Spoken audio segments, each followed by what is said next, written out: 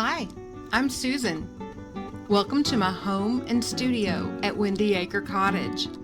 It's a 100-year-old craftsman cottage where I love to paint and garden and entertain and care for all my wonderful fur babies, both those that are adopted and all the little fosters.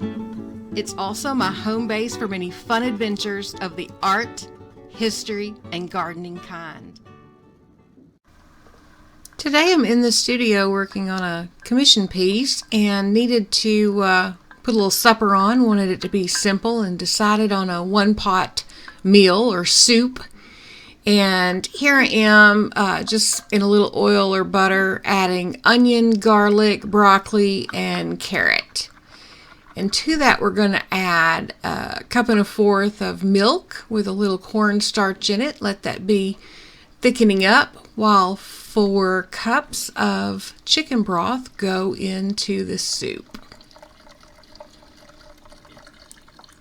This is a wonderful meal that can be thickening on the stove while you're doing other stuff. It can just simmer for hours if you want it to. In fact, I think it's better that way. It gets a little thicker. So that takes that whole box of chicken broth, and we'll stir that around. All those vegetables are soft now. The onion and the broccoli were frozen when I put them in there, but the carrot is fresh. I just used a peeler to kind of grate off some pieces of broccoli for color. Then we'll add a little cheese, and that's about 1.5 cups of cheese. You're supposed to use 2 cups, but that package was already open. And we want that to melt really good. I've heard the Velveeta melts a lot better. That was real cheddar. I like cheddar, so I usually keep a package of that on hand for all kinds of recipes. It's already looking good. Okay, that cheese is melted, so we will take our cornstarch and milk combination and use that as a thickener and a creamer. And you can use half and half, or you can use real cream. I just used what I had on hand, which was milk. And we'll add that to our stock pot. Look how creamy it looks now. Yum, yum, yum.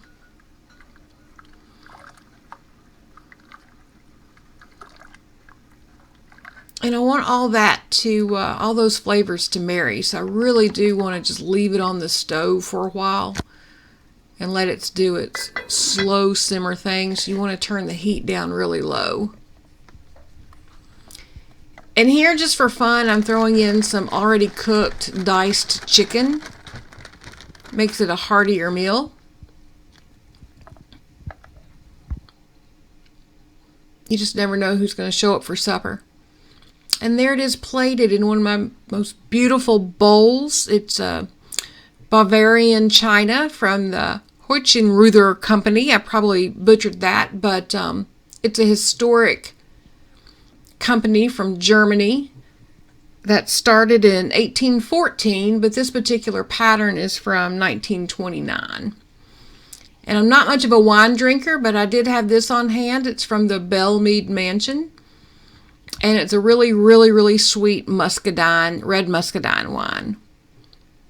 And the Bellmead Mansion is so beautiful. It's a home that actually started in 1807 by John Harding.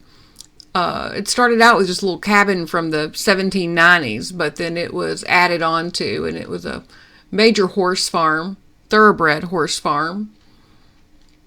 I was there last year teaching some students in an Adventure Awaits illustrated travel journaling workshop.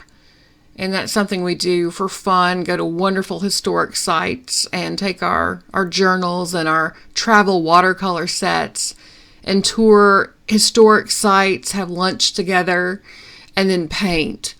And one reason why I love the Bellmead Mansion is they not only have a restaurant on site, which makes it very easy, but they also have a winery and an ice cream shop.